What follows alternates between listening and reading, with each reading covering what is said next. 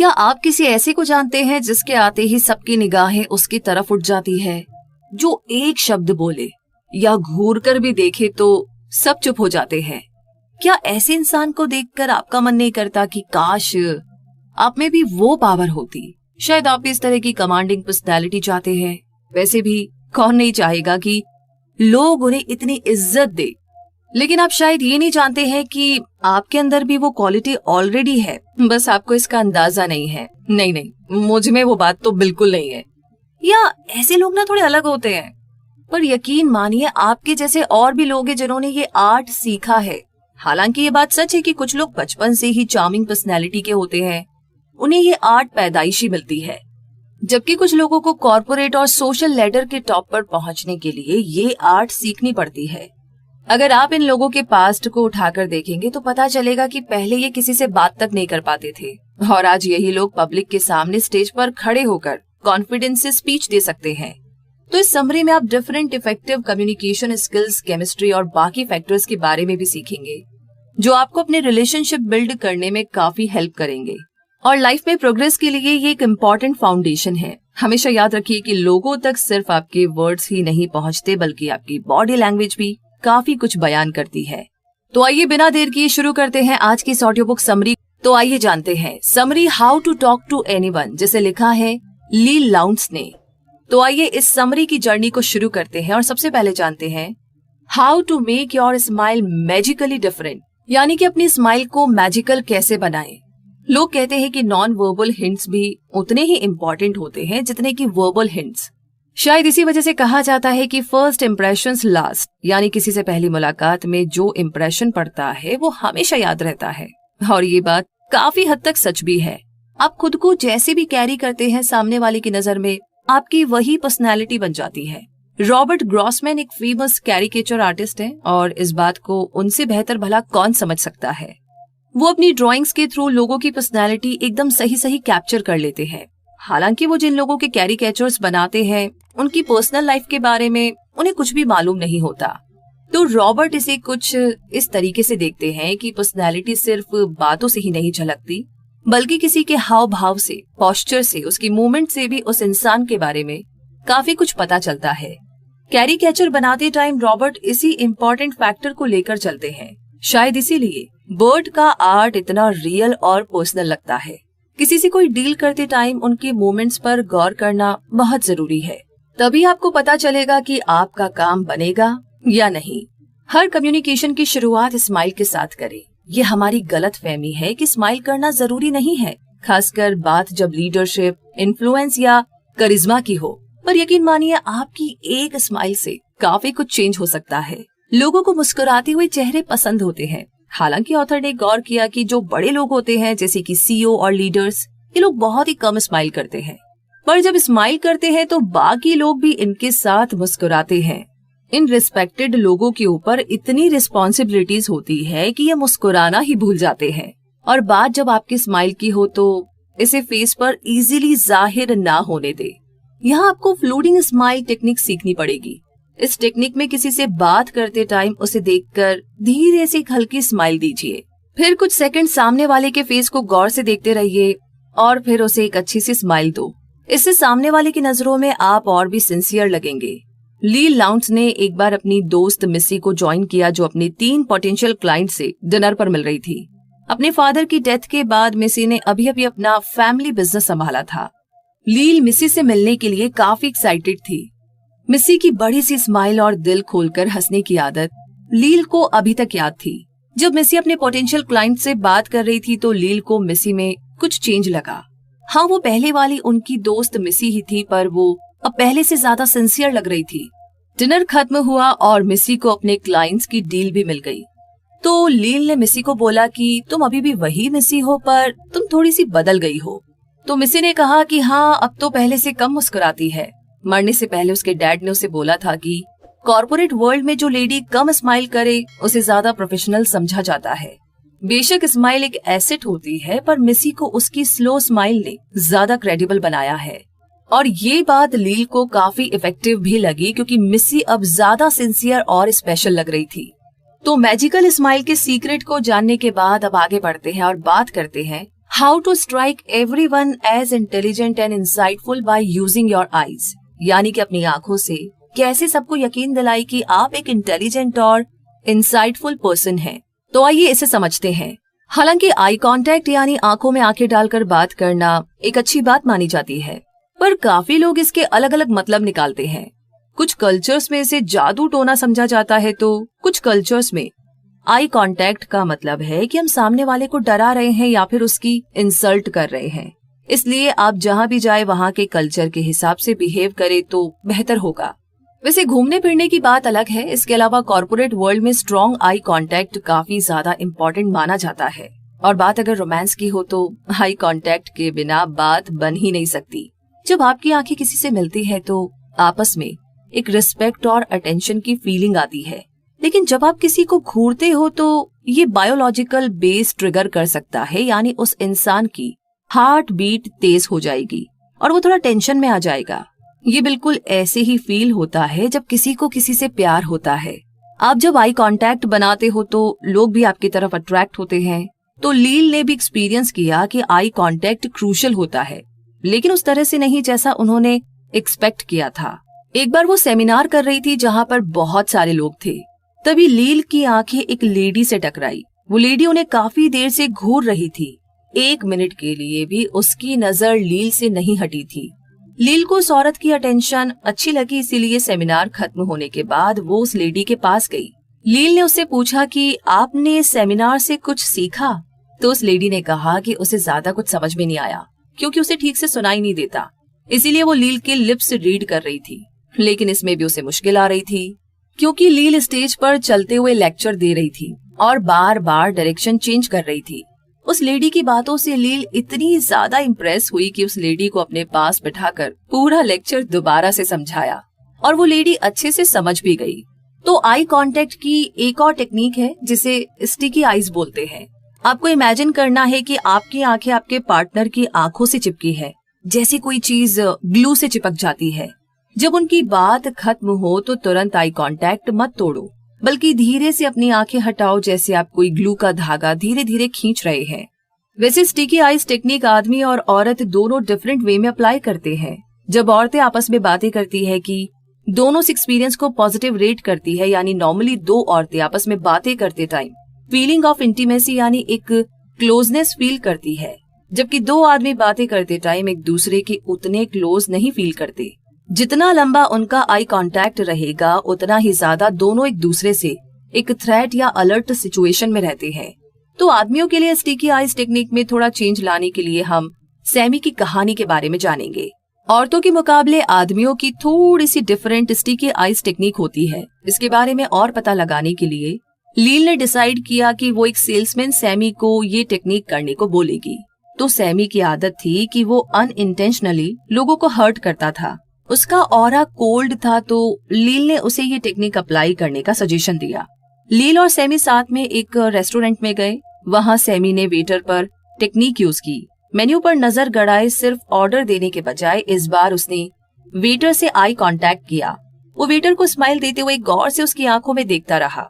उस वक्त सैमी एक केयरिंग और सेंसिटिव पर्सन लग रहा था। लील सैमी से काफी इम्प्रेस हुई। इस टेक्निक ने सैमी का पूरा ऑरा ही चेंज कर दिया। तो अगर किसी आदमी को क्लाइंट से मिलना है या किसी बॉस या कलीग से डिस्कस करना है तो एक बड़ी सी स्माइल के साथ स्टिकी आईज टेक्निक यूज कीजिए। इससे सामने वाले को बुरा भी नहीं लगेगा और आपको सिंसियर भी समझेगा और आप भी उसे इजीली कन्विंस कर पाएंगे। और इसी के साथ अब आगे बढ़ते हैं और जानते हैं और बात करते हैं how to use your eyes to make someone fall in love with you. यानी कि अगर हमारे पास स्टिकी आईज टेक्निक है तो इपॉक्सी आईज भी है। इपॉक्सी एक तरह का ग्लू होता है जिसे हम लकड़ी या कंक्रीट जैसे स्ट्रॉन्ग मटेरियल चिपकाने के लिए यूज करते हैं। इपॉक्सी आइस को आप स्टिकी आइस का अपग्रेड वर्जन समझ सकते हैं। बहुत से प्रोफेशनल्स जैसे कि लॉयर्स, बॉस, पुलिस और साइकोलॉजिस्ट जैसे लोग किसी इंसान की पर्सनैलिटी के बारे में जानने के लिए इसी टेक्निक को यूज करते हैं। यहाँ तक कि ह्यूमन रिसोर्सेज डिपार्टमेंट के लोग भी किसी सर्टेन आइडिया या प्रिंसिपल पर एम्प्लॉयज का रिएक्शन देखने के लिए इस टेक्निक को अप्लाई करते हैं। लेकिन सवाल ये है कि ये इपॉक्सी आई आखिर है क्या? इस टेक्निक को अप्लाई करने के लिए 3 लोग चाहिए, यानी आप, आपका टारगेट और एक और इंसान। वैसे जब आप 2 या ज्यादा लोगों से बात कर रहे होते हैं तो आपका ध्यान इस बात पर ज्यादा नहीं जाता कि कौन बोल रहा है। हालांकि इपॉक्सी आइज के साथ आप स्पीकर पर फोकस नहीं करते बल्कि दूसरे सुनने वाले पर करते हैं, जो कि आपका टारगेट है। तो ये टारगेट को कंफ्यूज कर देगा। वो सोचेगा कि आप स्पीकर के बदले उसे इतने गौर से क्यों देख रहे हैं। तो ये टेक्निक स्पेशली ज्यादा इफेक्टिव होती है जब आप किसी पार्टी में होते हो या ग्रुप डिनर में या किसी बार में। आपका टारगेट आपकी आंखों में स्पेशल फील करेगा और ये बात वो भीड़ में भी फील कर सकता है कि आपकी सारी अटेंशन सिर्फ और सिर्फ उसके लिए है। और आपको भी उसी मोमेंट ये पता चल जाएगा कि सामने वाला आप में इंटरेस्ट ले रहा है या नहीं। तो वर्क सेटिंग में आप इपॉक्सी आइज यूज कर सकते हैं। जैसे कि अगर आप अपने एम्प्लॉयज के वर्क आवर्स चेंज करते हैं और उनका रिएक्शन देखना चाहते हैं, तो इमेजिन कीजिए कि आप बिग बॉस हैं। आप ह्यूमन रिसोर्सेज मैनेजर को बोल सकते हैं कि सारे एम्प्लॉयज को एक रूम में इकट्ठा किया जाए और उन्हें कंपनी के डिसीजन के बारे में बताया जाए। और जब एचआर मैनेजर बात कर रहा हो तो आप एम्प्लॉयज के फेस की तरफ देखिए। अगर वो ध्यान से बात सुन रहे होंगे तो उन्हें हैरानी होगी कि आप एचआर मैनेजर के बजाय उनकी तरफ देख रहे हैं। अगर आपको लगे कि एम्प्लॉयज अनकंफर्टेबल लग रहे हैं तो एक बार बीच में अपनी नजर एचआर मैनेजर पर डालें। अब जब एचआर मैनेजर उन्हें बैड न्यूज देगा कि कंपनी उन्हें डे शिफ्ट के बजाय नाइट शिफ्ट में काम करवा रही है, आप रूम में मौजूद सबके रिएक्शन देख सकते हैं। इससे आपके एम्प्लॉयज को पता लग जाएगा कि उनके रिएक्शन पर नजर रखी जा रही है कि कंपनी के इस डिसीजन से वो लोग खुश नहीं हैं। अब बात करते हैं रोमांटिक सेटिंग की। इपॉक्सी आइज टेक्निक किसी का भी दिल पिघला सकती है। ये एक मैसेज देती है कि आप सामने वाले से बहुत इम्प्रेस्ड हैं और उस पर से अपनी नजर नहीं हटा पा रहे हैं। आई कांटेक्ट आपकी बॉडी के लिए भी काम करती है। जब आप किसी की आंखों में गहराई से डूब कर देखते हैं तो आपकी बॉडी में एक ड्रग जैसा सब्सटेंस रिलीज होता है जिसे फेनाइलइथामाइन कहते हैं। इरोटिकल एक्साइटमेंट की हालत में भी यही सब्सटेंस रिलीज होता है। इसीलिए आई कांटेक्ट लवर्स को मूड ऑन करने में हेल्प करता है। लेकिन याद रहे कि इपॉक्सी आइज पॉजिटिव वे में ली जाए, यानी आप इसे अपने लवर पर ही यूज कीजिए।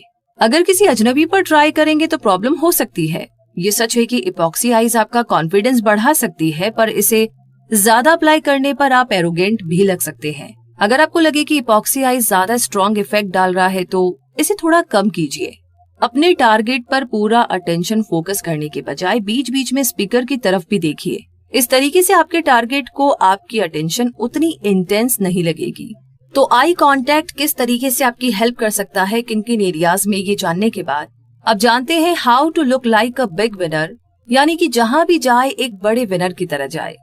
मतलब ये कि हम सब खुद को $1 मिलियन का मालिक समझना चाहते हैं, राइट? जब हम अच्छे मूड में होते हो या कुछ अजीब होता है तो हमारा बिहेव और पर्सनैलिटी बदल जाती है। बेशक हमें पता न चले, लेकिन बाकी लोग जरूर नोटिस करते हैं। जब आप एक विनर की तरह फील करते हो तो आपका सर थोड़ा ऊंचा हो जाता है और शोल्डर्स एकदम सीधे। आपके फेस पर एक स्माइल आ जाती है और आंखें खुशी से चमकने लगती है। आप बिना कुछ जीते एक विनर का एटीट्यूड प्रैक्टिस कर सकते हैं। दरअसल विनर्स के फेस पर कॉन्फिडेंस की चमक होती है और वो एक डिग्निटी के साथ खड़े होते हैं। उनका कॉन्फिडेंस उनके पोस्चर में झलकता है। अगर आप किसी और के जैसा दिखना चाहते हो तो आपको उसकी तरह खुद को कैरी करना होगा। इस टेक्निक को हैंग बाय योर टीथ बोलते हैं। लील जब बच्ची थी तो उन्हें एक सर्कस देखकर इंस्पिरेशन मिली।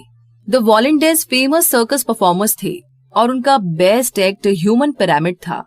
वॉलंटियर्स जब जमीन के कई 100 फीट ऊपर एक पतली तार पर ह्यूमन पिरामिड बनाते थे तो सबकी सांसें रुक जाती थी। और अगर पिरामिड टूट जाए तो नीचे उन्हें बचाने के लिए कोई नेट भी नहीं होता था। ये एक्ट देखने लायक होता था। लील ने नोट किया कि उनका पोस्चर एकदम परफेक्ट था। Hang by your teeth technique भी ऐसी ही है। इसे आयरन जॉ से लिया गया है, जो एक टूल होता है जिसे एक्रोबैट्स हवा में बिना किसी सेफ्टी हार्नेस के हवा में स्टंट करने के लिए यूज करते हैं। एक एक्रोबैट आयरन जॉ को दांतों से पकड़ लेता है जो कि छत की रस्सी से बंधा होता है। फिर वो इसी टूल की हेल्प से हवा में बड़े ग्रेसफुली घूमता रहता है। आपको भी बिल्कुल ऐसे ही सोचना है।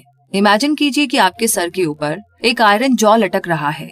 बस इस आयरन जॉ को दांतों से पकड़े रहिए और एक बड़ी सी स्माइल करते रहिए। ये आयरन जॉ आपका सर ऊंचा और आपके कंधे सीधे रखेगा। इस टेक्निक की हेल्प से आपको अपने अंदर एक कॉन्फिडेंस, प्राइड और सक्सेस की फीलिंग आएगी। लील एक्रोबैट्स की परफेक्ट परफॉर्मेंस से तो काफी ज्यादा इम्प्रेस्ड थी ही, साथ ही साथ वो इस बात से भी बड़ी हैरान थी कि परफॉर्मर्स कैसे खुद को एकदम परफेक्ट तरीके से प्रेजेंट करते थे। वॉलेंडर्स अपने एक्ट के बाद एक लाइन में खड़े हो जाते थे और जब लोग तालियां बजाकर उन्हें प्रेज करते थे तो वो एक साथ सर झुकाकर शुक्रिया अदा करते थे। लील ने नोटिस किया कि उन सब की बैक एकदम सीधी रहती थी, सर ऊंचा और चिन ऊपर। वॉलेंडर्स ऐसे सीधे खड़े रहते थे कि लगता था कि उनके पैर ग्राउंड पर है ही नहीं। उनकी बॉडी के हर पार्ट से एक प्राइड और सक्सेस की फीलिंग झलकती थी और सबकी एडमायरिंग नजर उन पर टिकी रहती थी। तो वॉलेंडर्स जैसे आप भी बन सकते हैं। नहीं, हम ये नहीं बोल रहे हैं कि आपको एक्रोबेट बनना पड़ेगा, बल्कि आप भी अपने अंदर उनके जैसा कॉन्फिडेंस और ग्रेस ला सकते हैं। तो इसी के साथ अब आगे बढ़ते हैं और बात करते हैं how to win their heart by responding to their inner infant. यानी कि अभी तक आपने वो टेक्निक सीखी जिन्हें अप्लाई करके आप अपने लिए लोगों के नजरिए में एक सुधार ला सकते हैं। तो अब टाइम है ये सीखने का कि लोग आपको किस तरह जज करते हैं। रियल वर्ल्ड में ये कहना काफी मुश्किल है कि कौन आपको पसंद करता है और कौन नहीं करता है। और ऐसा भी नहीं हो सकता कि आप सबसे ये सवाल पूछते फिरो कि भाई बताओ आप मुझे पसंद करते हो या नहीं, बल्कि आपको उनकी बॉडी लैंग्वेज पढ़ करके, उसके बारे में जान करके ये बात खुद समझनी पड़ेगी।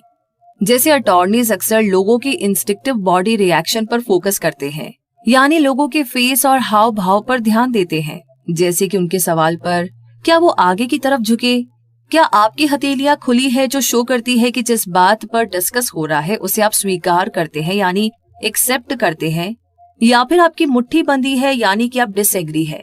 तो ट्रायल लॉयर्स अक्सर किसी को ऑब्जर्व करने के लिए लेडीज की हेल्प लेते हैं, क्योंकि औरतें आदमियों के मुकाबले बॉडी लैंग्वेज बेहतर समझती है।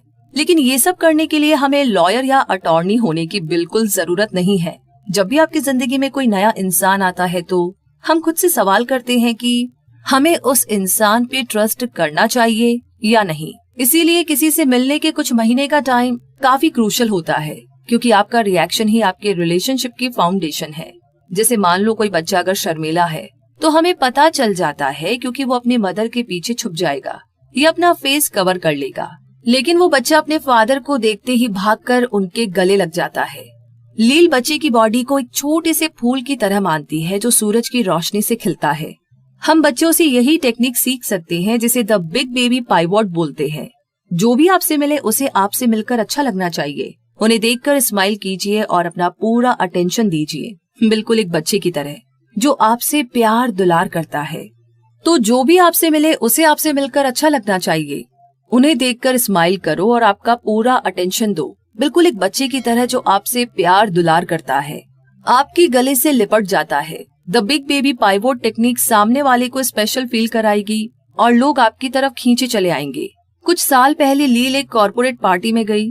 उनके साथ उनकी दोस्त कार्ला भी थी, जिसका अभी अभी डिवोर्स हुआ था। कार्ला काफी अट्रैक्टिव लेडी थी। कॉर्पोरेट पार्टी में कई लोग उसे देख रहे थे।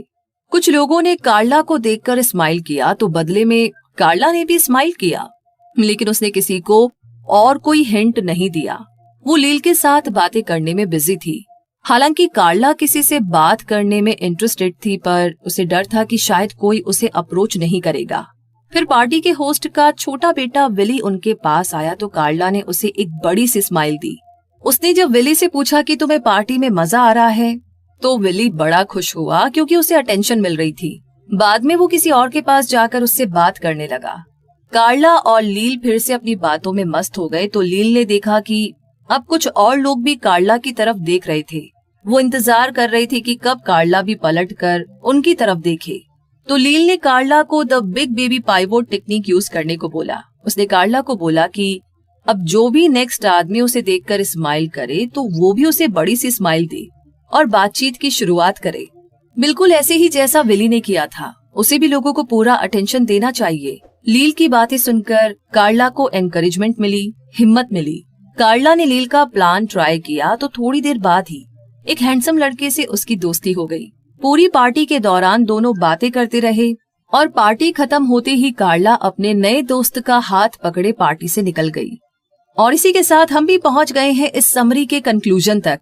मतलब ये कि बात अगर जॉब प्रमोशन की हो या नए दोस्त बनाने की या फिर एक सक्सेसफुल डील क्लोज करने की हो तो सिर्फ टॉकिंग से बात नहीं बनती। ये समरी आपको सिखाती है कि हम अपने कम्युनिकेशन में नॉन वर्बल इशारों को, जैसे कि स्माइल, पोस्चर या आई कांटेक्ट जैसी इंपॉर्टेंट चीजों को अक्सर इग्नोर कर देते हैं। लेकिन ये छोटी छोटी ट्रिक्स भी ना बड़े काम करती है, जिससे हमें बेनिफिट तो होता ही है, साथ ही साथ हमारा सेल्फ एस्टीम का लेवल भी बढ़ता है। तो यहाँ पर आपने फ्लूटिंग स्माइल के बारे में जाना, जहाँ पर आप किसी को देखकर स्माइल करते हो और उन्हें रियलाइज कराते हैं कि आप सिर्फ उन्हें देखकर स्माइल कर रहे हैं। स्टिकी आइज टेक्निक में आपके और सामने वाले के बीच में एक स्ट्रॉन्ग सेंस ऑफ इंटीमेसी और कनेक्शन होता है। स्टिकी आइज का एक और डीप फॉर्म है इपॉक्सी आइज, जहाँ पर आप अपने सामने वाले की बातों से ज्यादा अपने टारगेट पर ज्यादा ध्यान देते हैं। इससे आपके टारगेट को लगता है कि आपका सारा ध्यान उनके रिएक्शन पर है और आप रियली में उनकी बातों की केयर करते हैं। लेकिन ये याद रहे कि आपको इपॉक्सी आइज टेक्निक बहुत ज्यादा यूज नहीं करनी है, क्योंकि आपके किसी खास करीबी के ऊपर इंटेंस भी हो सकती है।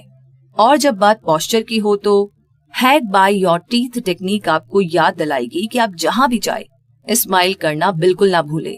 अपने शोल्डर सीधे रखें और आपको अपना सर झुकाना नहीं है, बल्कि ऊपर रखना है, जैसे कि आप किसी सर्कस में परफॉर्म करने जा रहे हैं। और लास्ट में द बिग बेबी पाइवोट हमें दूसरों के साथ डील करने में मदद करती है। जैसे कोई छोटा बच्चा हमारी अटेंशन चाहता हो तो आपको उन्हें बड़ी सी स्माइल देनी है और कुछ मजेदार बातें करनी है। तो ये सारी टेक्निक्स अप्लाई करने में बेशक आपको थोड़ा टाइम तो लगेगा ही, पर धीरे धीरे ये आपकी आदत बन जाएगी, आपकी हैबिट बन जाएगी।